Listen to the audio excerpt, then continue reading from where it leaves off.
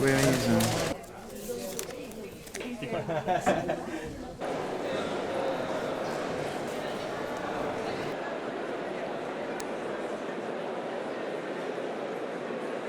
Ladies and gentlemen, it is up to us to make a choice. It's an agenda which will assist us, ministers of health, together with our colleagues in government, to take up this challenge.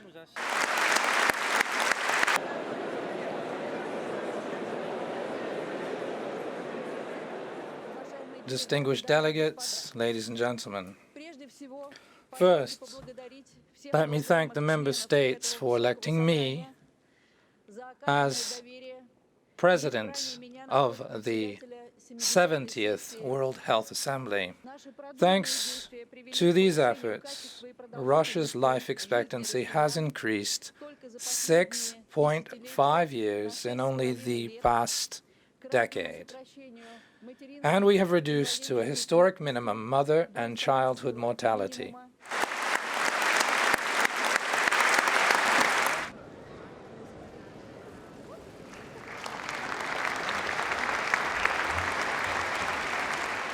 Behind every number is a person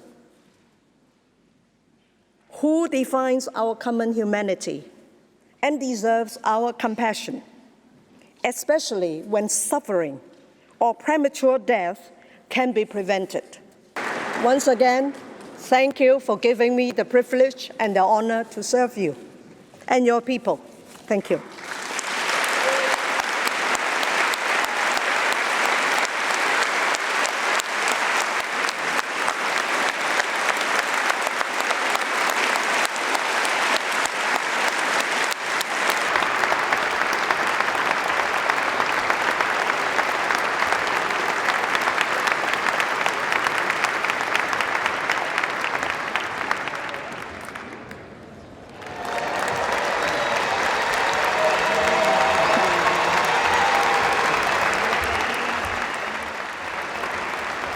All roads lead to universal health coverage. This will be my central priority. At present, only about half of the world's people have access to health care without impoverishment. This needs to improve dramatically. The path forward is really clear. The Sustainable Development Goals give WHO an opportunity to dramatically increase access to health care. I have also heard from you 3 clear messages about how WHO does its business. First, you want us to build effective partnerships. You want WHO to be a better partner, but at the same time, lead from front and center, because WHO is the undisputed leader of global health agenda.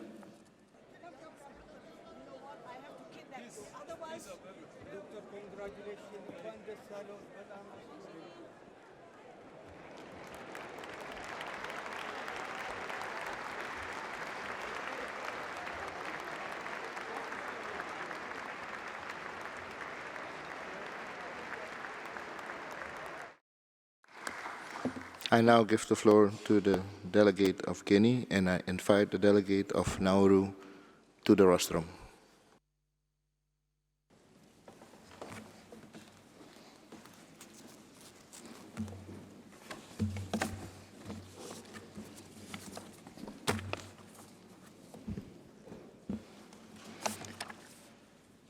Madame la Présidente, honorables délégués, je voudrais avant tout propos m'associer à mes prédécesseurs à la tribune pour exprimer notre profonde compassion au peuple britannique, victime d'un lâche attentat qui a causé de nombreuses pertes en vies humaines.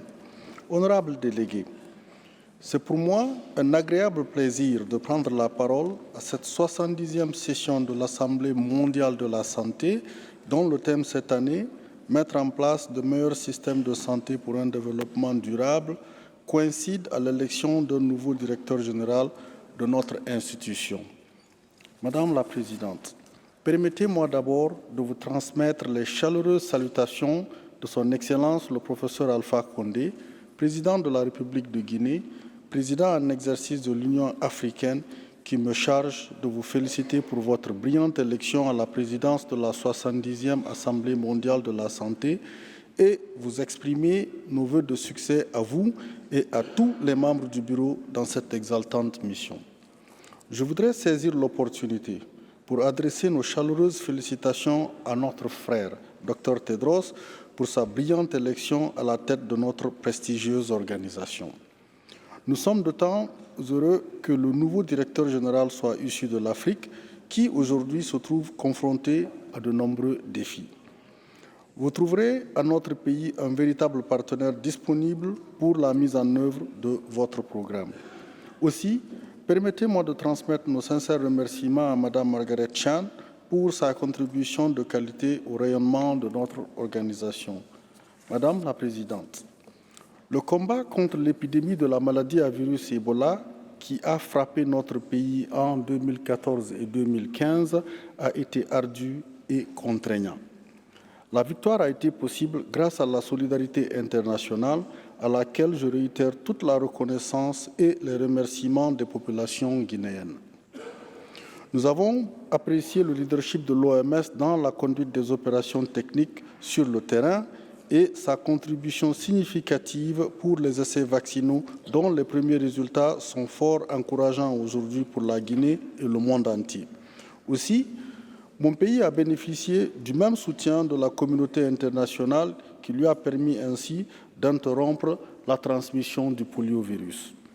Madame la Présidente, la Guinée lance un vibrant appel aux chercheurs des pays industrialisés et les grandes institutions financières à travers le monde en disant qu'il est temps que le continent africain bénéficie du transfert de technologies de pointe, notamment dans le domaine de la production de vaccins.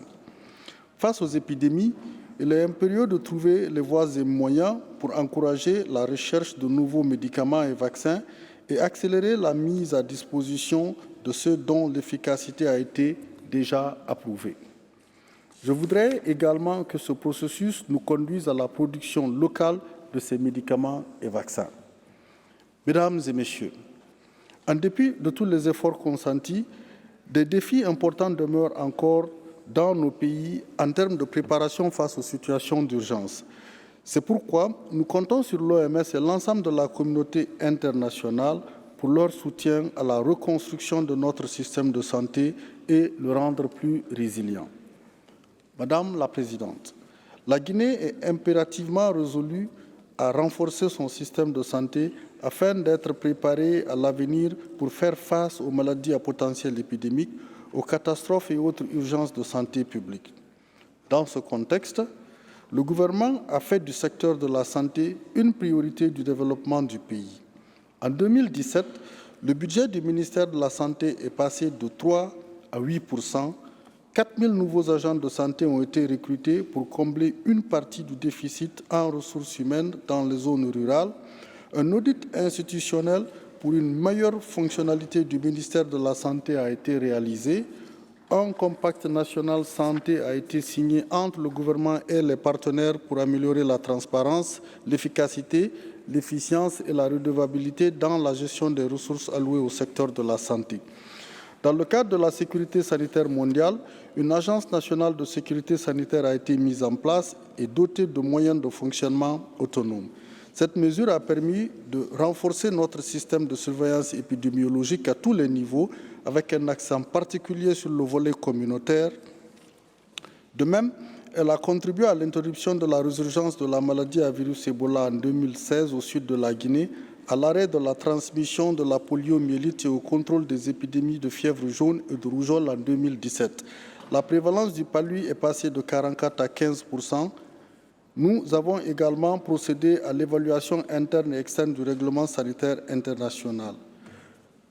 Madame la Présidente, la Guinée, avec l'aide de l'OMS et du Partenariat mondial de la santé, a entamé son relèvement post-Ebola et pose les fondations, les piliers institutionnels et les mécanismes de transformation de son système de santé pour un progrès soutenu vers la couverture sanitaire universelle et les objectifs de développement durable. Je vous remercie pour votre aimable attention.